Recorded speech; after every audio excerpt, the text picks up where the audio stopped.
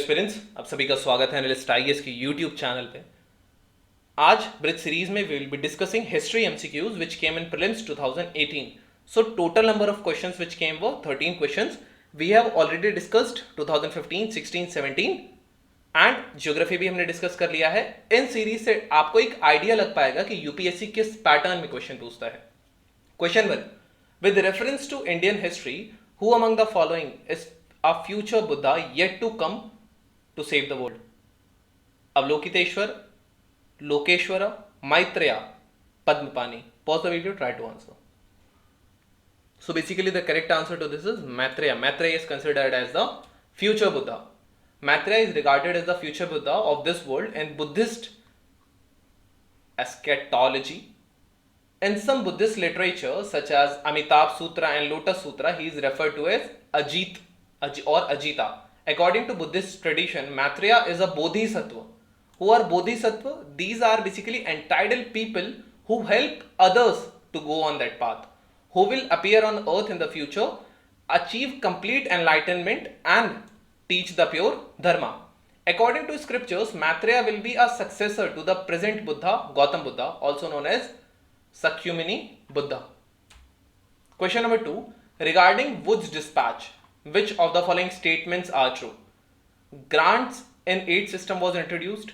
Establishment of universities was recommended. English as a medium of instruction at all levels of education was recommended. Select the correct answer using the code given below. Pause the video, try to answer. Now we'll see the answer. So the correct answer to this is A. Why is it A? Because the statement third says that English as a medium of instruction at all levels. No.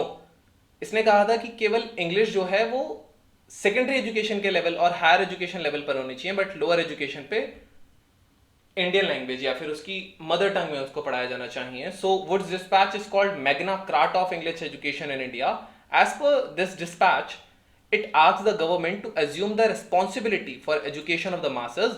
The Indian natives should be giving training in their mother languages too. Recommended primary education at the school levels. Recommended English as a medium of instruction for higher studies and vernacular at school levels. Laid stress on female and vocational education as well. Question number 3. With reference to the education institutes during the colonial rule in India, consider the following pairs. Sanskrit College at Banaras, William Jones. Calcutta Madrasa, Warren Hastings. Fort William College, Arthur Wesley. Which of the pairs given above are correct? Pause the video, try to answer. So basically your correct answer is B, which is Calcutta Madrasa was established by Warren Hastings. Warren Hastings himself, an intellectual, set up the Calcutta Madrasa in 1781 for the study of and learning for Persian and Arabic. In 1791, the efforts of Jonathan Duncan, the British resident at Banaras, bore fruit and a Sanskrit college was opened at Banaras, which is also known as Sampurnanand Sanskrit Vishwavidyalaya.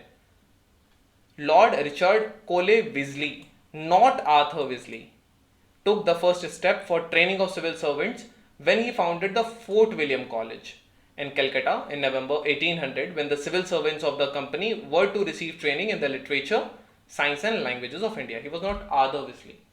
He was Richard Wesley. Therefore, your statements are incorrect, 1 and 3. So you go with your answer B. Question 4.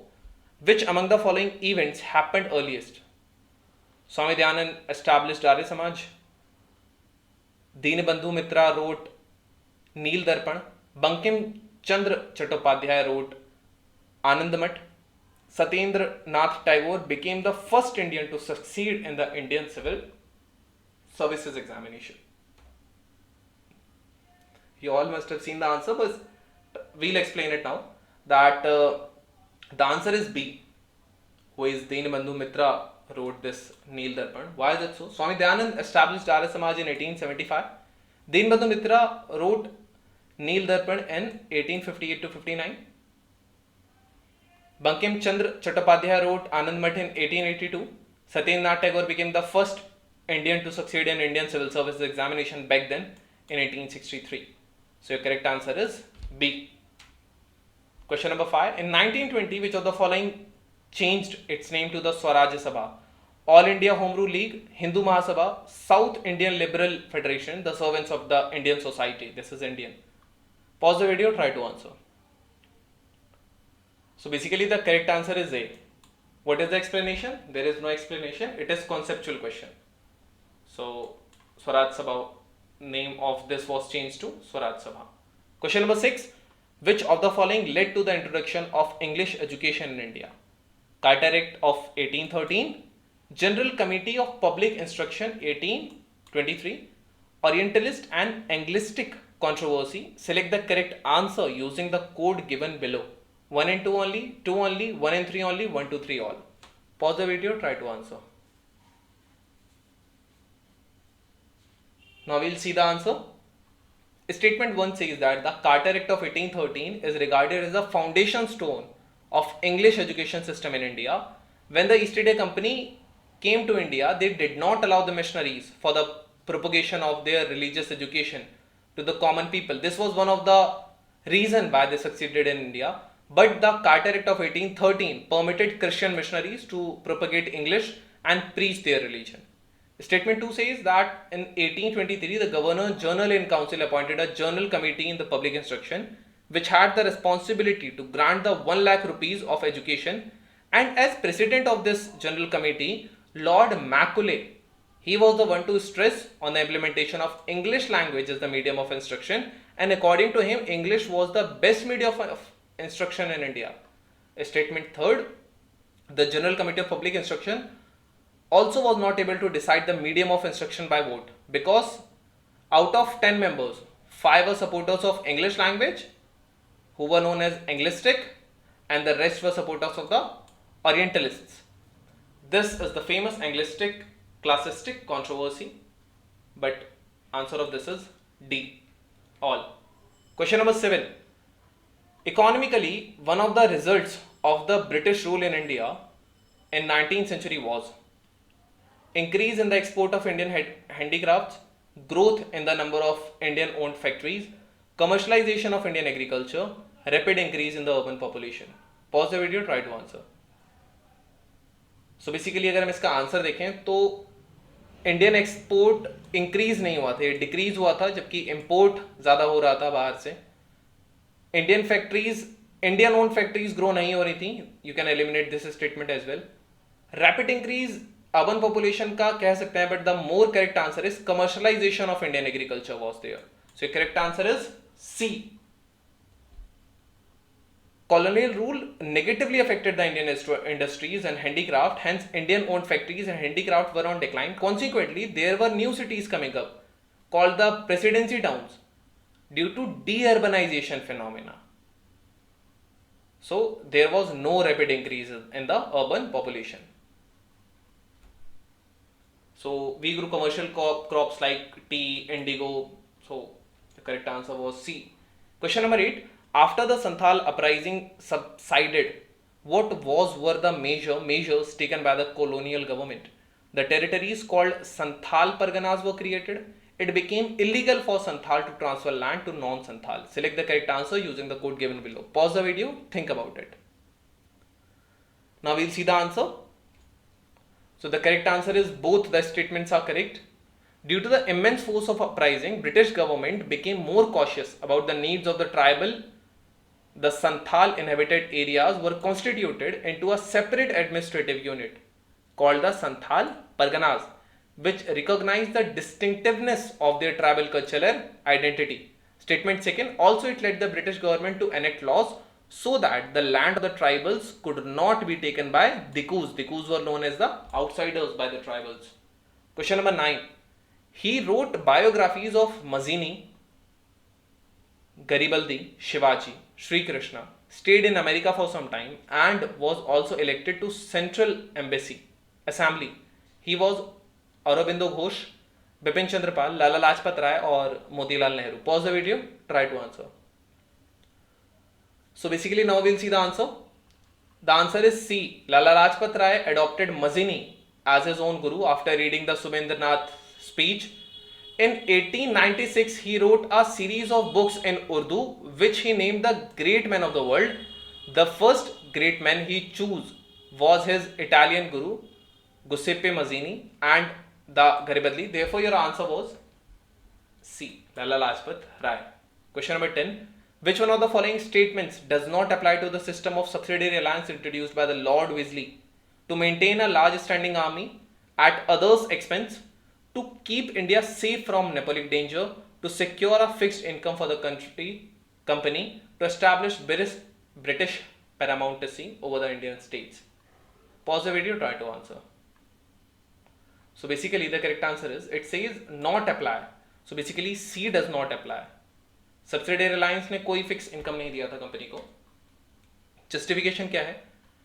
French assistant to the Tipu Sultan in 1798 was last instant of active intervention of any other European power in India to counter the intrigues of Napoleon, क्योंकि Napoleon का भी एक danger था कि वो land के रास्ते यहाँ आ सकता था, and any further development in the French power in India, because Tipu Sultan अपनी आर्मी को फ्रेंच से ट्रेन कराते थे.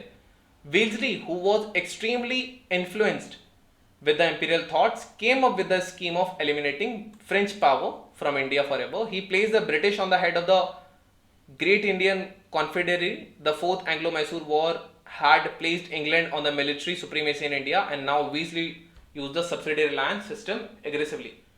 Subsidiary alliance ring of fence policy भी था, जिसमें ये आसपास के जितने भी प्रिंसली स्टेट्स थे उनको सब्सिडी अलायंस में लेते थे. वो एक तरीके से बॉर्डर का काम करते थे अंदर ब्रिटिशर्स की कॉलोनीज के लिए. Question number 11. Who among the following were the founders of the Hind Mazdoor Sabha established in 1948? B Krishna Pillai, EMS Namboodiripad and KC George, Jayaprakash Narayan, Deendayal Upadhyaya and MN Roy, CP Ramaswamy Iyer, K Kamraj and Veerasalingam Pantulu, Ashok Mehta, TS Ramanujam and GG Mehta. Pause the video, try to answer. Now we'll see the answer. So basically the HMS was founded in Howrah in 1948 by socialist forward bloc followers and independent unionists, which included the Baswan Singh, Ashok Mehta, RS रुकैर, मनेब कारा, सिबनाथ Banerjee, RA खदगेर, TS रामानुजनम, BS Mathur, GG Mehta, RS रुकैर was elected president and Ashok Mehta was the general secretary. HMS absorbed the Royalist Indian Federation of Labour and the Hind Mazdoor Panchayat, which was formed in 1948 by socialists living increasingly communist dominated AITUs. Therefore your correct answer is D. इसका अगर आपको एक estimation लगाना है, मान लीजिए आपको ये क्वेश्चन करना ही करना होता बट आपको उसके बारे में कुछ नहीं पता है, देन हम फिर भी इसमें एक 50-50 पहुंच सकते थे. सीधा name, it is Hind Mazdoor सभा. सो ये जनरली नॉर्थ में लाई करेगा, तो आप इसमें कुछ ऐसे नाम हटा सकते हैं जिसमें आपको सदर्न नेम्स दिखें.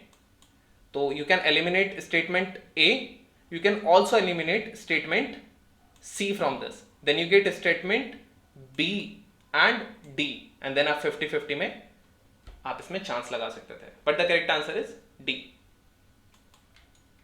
Question number 12. Which one of the following is a very significant aspect of Champaran Satyagraha?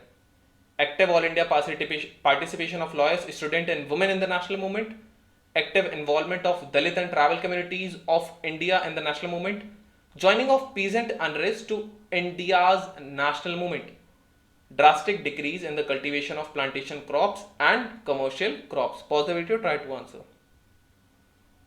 So basically the correct answer is C, joining of the peasant unrest with the mainstream of the national movement.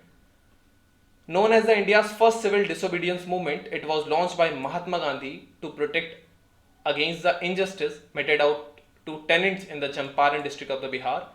It is widely regarded as the place where Gandhi made his first experiments in the Satyagraha and then replicated them elsewhere.